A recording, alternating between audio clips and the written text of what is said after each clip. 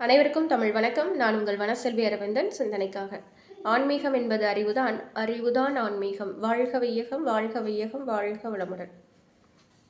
புத்தர் சொல்லுகிறார், அறியாமையுடன் ஒருவன் 100 வருஷம் வாழ்றதை விட அறிவோட ஒருவன் ஒரு நாள் வாழ்கிற வாழ்க்கை மேலானது அப்படின்னு சொல்லி. உண்மைதான். இந்த உலகத்தில் எத்தனையோ பேர் வராங்க போகிறாங்க, 80 வயசில் போகிறாங்க, 70 வயசில் போகிறாங்க, எல்லாருக்கும் தெரியுறதா?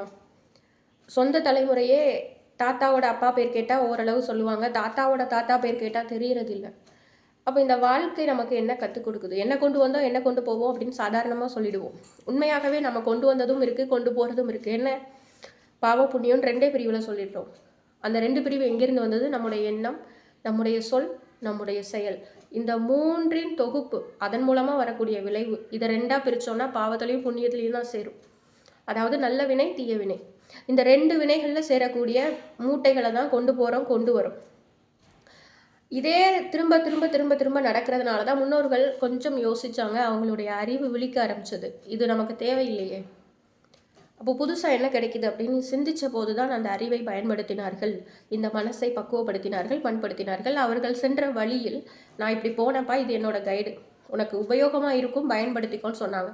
ஆனால் நாம் அவர்களெல்லாம் ஒரு தலைவர்களாக்கி கொண்டாடிட்டோமே தவிர தத்துவங்களை விட்டுட்டோம். திரும்ப திரும்ப எல்லா ஞானிகளும் சொல்லுவது, அவரவர் வினைக்கேற்ப அவரவர் தனிப்பட்ட முறையில் அவரவர் அடைந்த வழிகளை நமக்கு கொடுத்துருக்குறாங்க. அதே வழி நமக்கு பொருந்துமான்னு தெரியாது. நான் வேறு, நீங்கள் வேறு. ஒவ்வொருவருக்கும் ஒவ்வொரு உடல், ஒவ்வொரு உயிர் வேறு வேறு.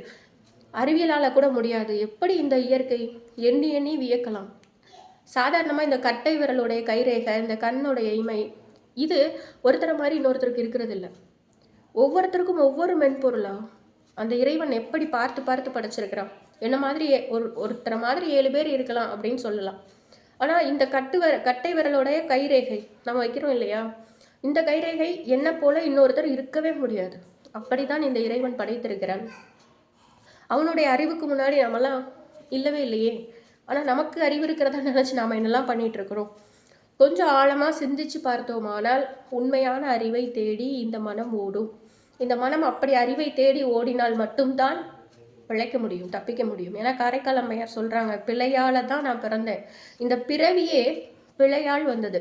ஏதோ தப்பு செஞ்சுட்டேன், அதெல்லாம் சரி பண்ணுறதுக்காகத்தான் நான் இப்போ பிறந்திருக்கேன். மீண்டும் மீண்டும் தப்பு செஞ்சால் அதெல்லாம் நான் எப்போ திருத்திக்கிறது அப்படின்னு. ஆக நாம் செய்கிற பக்தியாக இருக்கலாம், இல்லை எந்த செயலாக வேணாலும் இருக்கலாம், ஒரு விழிப்புணர்வோடு செய்ய வேண்டும். இதை ஏன் செய்கிறோம், இது வேணுமா, இது வேண்டாமா, இது செய்வதனால பின்னாடி என்ன பலன் வரும், என்ன விளைவு வரும் என்ற சிந்தனை நமக்கு வேண்டும். நன்றி, வணக்கம். மீண்டும் சந்திக்கலாம்.